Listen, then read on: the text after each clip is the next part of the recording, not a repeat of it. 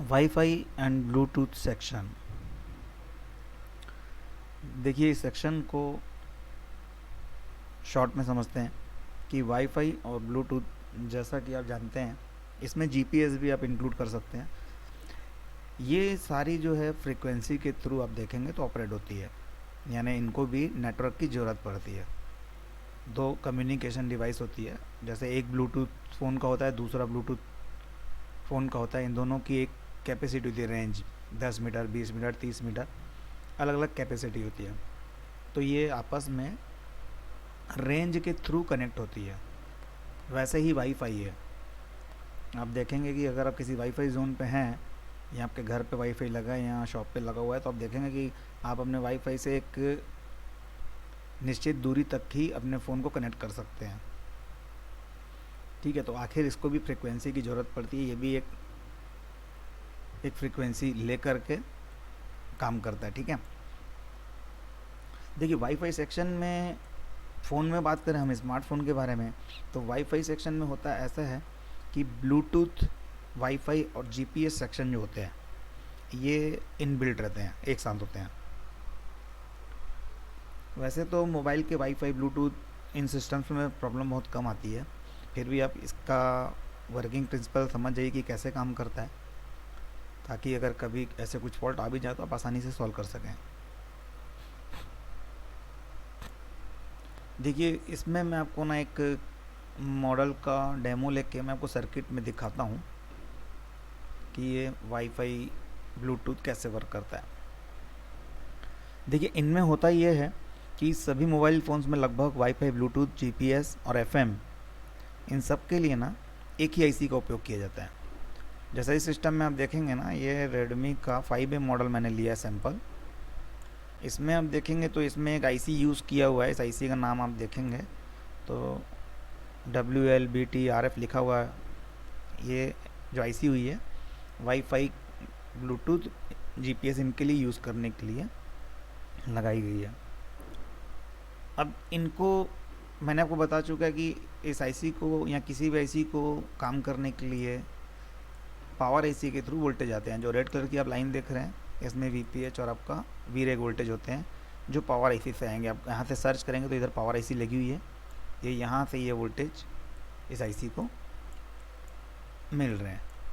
ठीक है, तो ये अकेली आईसी ही जिम्मेदार होती है इन तीनों चारों तरह के फॉल्ट के लिए। अब इनकी वर्किंग ऐसी होती है कि आप देखेंगे तो बोर्ड पे आपको एक एंटीना नज़र आएगा। जिस तरीके से नेटवर्क सेक्शन के लिए एंटीना यूज़ होता है, वैसे ही ना यहाँ पे एक एंटीना है। इस एंटीने के थ्रू आपका वाईफाई का सिग्नल जो होगा वो कैच होता है। अब कभी कभी किसी सिचुएशन में आपका कस्टमर आता है, बोलता है कि यार मेरे वाईफाई में रेंज नहीं आ रही है, ब्लूटूथ में रेंज नहीं आ पाती है, थोड़ा दूर जाता हूँ, डिस्कनेक्ट हो जाता हूँ, तो कभी कभी ये एंटीना डैमेज हो जाता है या ये प्रॉपर कनेक्ट नहीं हो पाती है, जिसकी वजह से रेंज कम हो जाती है या काम नहीं करता है। तो यहाँ से एंटीने के थ्रू सिग्नल जो होते हैं वो एंटर होते हैं, और एंटर होने के बाद आप देखेंगे तो कुछ रजिस्टर, कुछ कॉइल्स यहाँ पे यूज़ किया हुआ है। इनके थ्रू वो फिल्टर होते हुए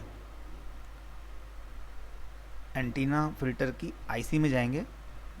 ठीक है, ये सारा सेक्शन है। यहाँ पे एंटीना फिल्टर के यहाँ से आईसी में जाते हैं, और इसमें से डायरेक्ट आप एक लाइन देखेंगे, जीपीएस की लाइन, ये यहाँ से फिल्टर होके और मॉडिफाई होके यहाँ से जीपीएस की जो लाइन है ये सीधा सीपीयू में जा रही है। ठीक है, तो आपको इसमें आप गौर से देखेंगे तो ये लाइन सीपीयू में जा रही है। ज़्यादातर इस सेक्शन में फॉल्ट नहीं आते हैं। ये देखिए नीले कलर की लाइन थी,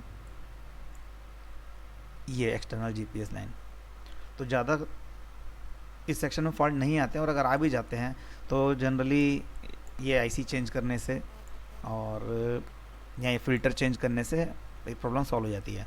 एक चीज़ ध्यान रखेंगे कि ये जो फ़िल्टर्स होंगे ये बाईपास नहीं होंगे, क्योंकि इसमें जो अनवांटेड फ्रिक्वेंसी होती है उनको ग्राउंड करने के लिए इनका यूज़ किया जाता है।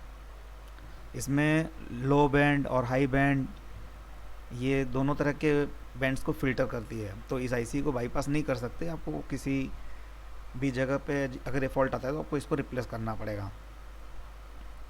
वैसे ख़राब होने के चांसेस बहुत कम होते हैं, वाटर डैमेज की कंडीशन में ही अधिकतर ये ख़राब पाए जाते हैं, बाकी ऐसे अपने वोल्टेज वगैरह से तो इनमें कभी ये ख़राबी नहीं पाई जाती, क्योंकि इनमें कोई भी वोल्टेज वगैरह रन करते नहीं हैं ज़्यादा, इसलिए ये ख़राब नहीं होती है। तो ध्यान रखेंगे, इसको बाईपास नहीं कर सकते आप, ये ध्यान रखेंगे। तो ये एक छोटा सा एग्जांपल था जो मैं आपको यहाँ पे दिखा रहा था। ऐसे ही आप अलग किसी सेक्शन में आएंगे तो आपको वाईफाई और ब्लूटूथ और जीपीएस इनकी सबकी वर्किंग आपको लगभग सेम ही मिलेगी, कोई खास डिफरेंस नहीं होता है। ये जो आईसी आप देख रहे हैं इनमें आप कंफ्यूज मत होइएगा, ये नेटवर्क सेक्शन की WTR आईसी है। तो कुछ कुछ यहाँ तक बेसबैंड के लिए इनको यहाँ से वर्क करने में सपोर्ट करती है आईसी, इसलिए इसको थोड़ा सा यूज़ किया हुआ है। तो जैसे जैसे आप सर्किट में आगे बढ़ेंगे आपको इसकी भी नॉलेज मिलती जाएगी, और फ्यूचर में अगर कोई इसकी नई अपडेट आती है तो मैं ज़रूर आपको अपडेट कर दूंगा।